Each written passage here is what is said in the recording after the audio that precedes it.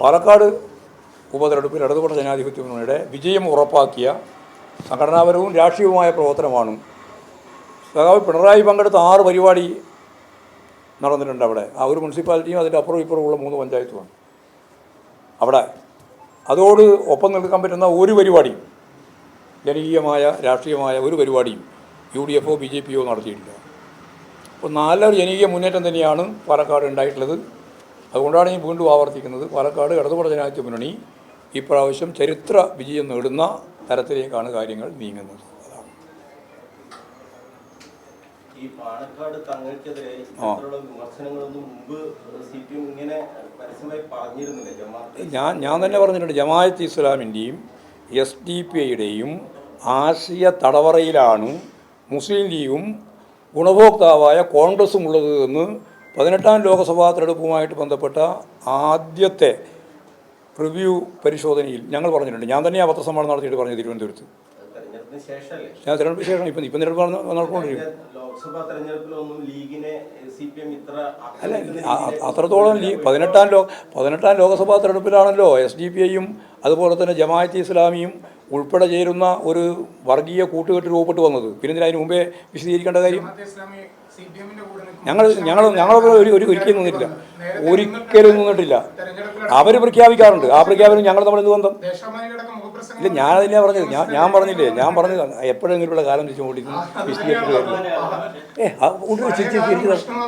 പഴയ കാലം പ്രശ്നമാവും.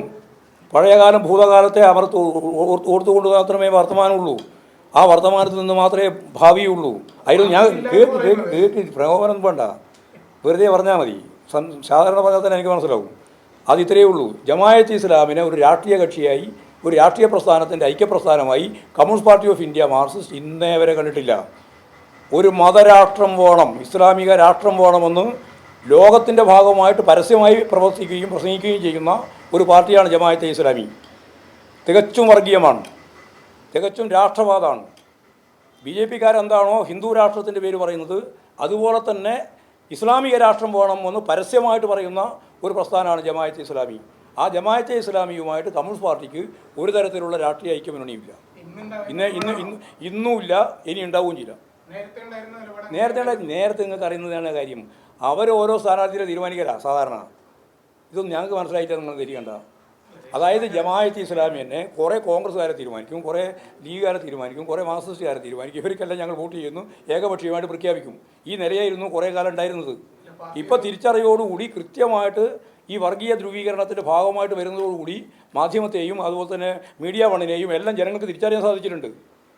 അപ്പോൾ നിങ്ങൾ പഴയ കാലത്ത് ഉള്ളിൽ കൂടി നടത്തിയിട്ടുള്ള ശ്രമമാണല്ലോ, ആ ഉള്ളിൽ കൂടി നടത്തിയ ശ്രമമെല്ലാം പരസ്യമായി. ആ പരസ്യമായ നിലപാട് ഞങ്ങൾ കൊടുത്തു. അത്രയേ ഉള്ളൂ കാര്യം. അതേന്ന് അതൊന്നും അത് ഏതെങ്കിലും ഒരു കാലത്ത് എപ്പോഴെങ്കിലും എഴുതിയിട്ടുള്ള ഒരു മുഖപ്രസംഗം കാര്യമില്ല. ഞങ്ങൾ ജമാഅത്തെ ഇസ്ലാമിൻ്റെ ഇപ്പോൾ ഈ മീഡിയ വണ്ണ് ജമാഅത്തെ ഇസ്ലാമിൻ്റെ ആണെന്ന് ആരെങ്കിലും അറിയോ? നിങ്ങൾക്കറിയില്ല? അറിയോ? അറിയോ? എല്ലാവർക്കും അറിയാം അല്ലേ? ഇപ്പോൾ അറിയുള്ളൂ, നമുക്കറിയില്ല. ഈ പത്രക്കാർക്ക് തന്നെ അറിയില്ല, ഇപ്പോൾ അറിയാം.